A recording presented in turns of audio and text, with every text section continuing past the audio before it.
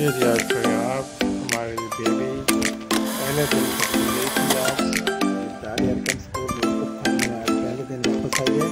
अच्छा बताओ कैसी रही? इधर देखो आज कैसा रहा? कुछ स्टडी की है? स्टडी नहीं की तो क्लास में अभी तुम छोड़ती हो तो कब स्टडी करोगे?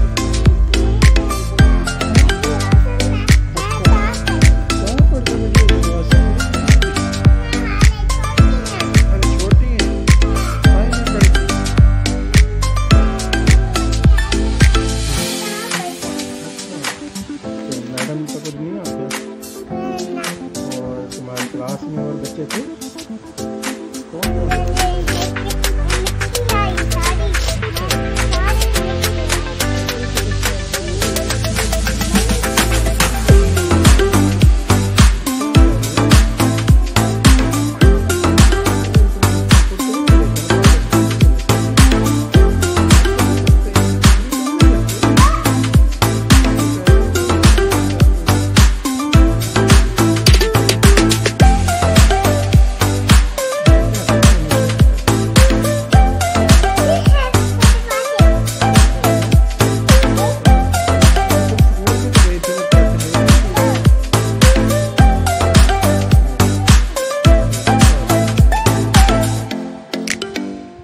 क्यों लिए?